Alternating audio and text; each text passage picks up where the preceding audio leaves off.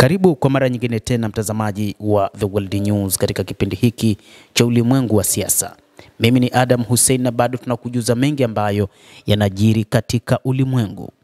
Kuna swali mara kadhaa limekuwa likiulizwa kuhusu miradi ya nyuklia ya Iran na namna ambavyo Marekani inasema inataka kuiangamiza. Lakini je, miradi hii ya nyuklia ya Iran itaweza kuangamizwa na Marekani ambayo itashirikiana na Israel? Hili ni swali ambalo limeulizwa mara kadhaa, lakini ni jambo muhimu sana. Nalo ni kwa nini mpango wa nyuklia wa Iran hauwezi kuangamizwa tena hata kwa shambulio la kijeshi? Ni miongoni mwa maswali ambayo watu wengi wamekuwa wakijiuliza baada ya baadhi ya taarifa kutoka kwa maafisa wa Iran wakisema kwamba Marekani kamwe hawatoweza kufanya shambulizi wala kuiangamiza miradi yao ya nyuklia. Viongozi wa Iran wamesikika mara kadhaa wakisema mpango wa nyuklia wa Iran hauangamiziki. Kuna ukweli gani uliofichika nyuma ya kauli hii iliyotolewa kwa kujiamini? Ayatollah Al-Khamenei, kiongozi mkuu wa serikali ya mapinduzi ya Iran, amejiamini kwa kusema kwamba Iran imejiandaa kwa vita, imejiandaa kwa vyovyote na itajibu katika haki, na kwamba hakuna mwenye uwezo wa kuweza kuiangamiza. Viongozi kadhaa wamesikika wakisema mpango huo wa nyuklia wa Iran ni umetengenezwa katika namna ambayo hakuna mwenye uwezo wa kufikia kwa kufanya mashambulizi, ikimaanisha kwamba kuna utaalamu wa kudungua makombora ambao Iran imeuanzisha. Kwanza kabisa ni kwamba mpango na program ya nyuklia ya Iran haiko mikononi mwa wataalamu wachache tu. Kuna maelfu ya wataalamu walioandaliwa ambao wanafanya kazi katika sekta hiyo. Utaalamu huu wa kisayansi hauwezi kutoweka hata kwa vitisho vya mauaji. Lakini jambo la pili ni kuwa programu ya nyuklia ya Iran imepiga hatua kufikia kiwango ambacho haiwezekani tena kuisimamisha.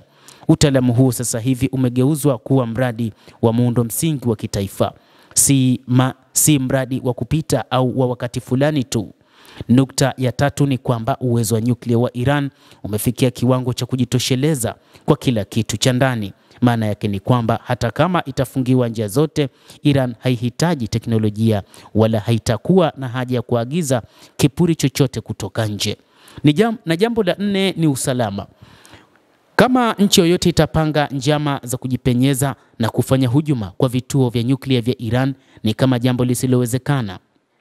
Vituo hivyo vimejengewa ndani kabisa ya milima na majabali na chini ya ardhi na kutawanywa kwenye kila pembe ya eneo pana la kijiografia la Iran. Kila shambulio linaweza likapiga sehemu moja tu, lakini Iran ina makumi ya vituo.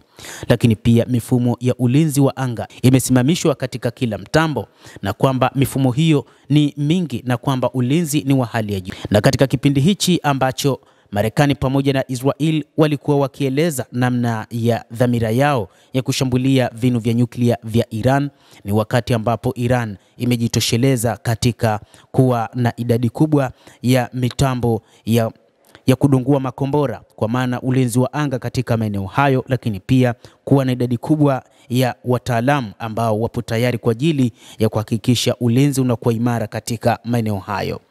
Basi mtazamaji, endelea kutufuatilia na usisahau kulike, usisahau kucomment, kadhalika na kusubscribe channel yetu hii ili upate habari hizi kwa mapana kupitia hapa The World News. Jina langu ni Adam Hussein. Endelea kuwa nasi wakati wote, endelea kutufuatilia.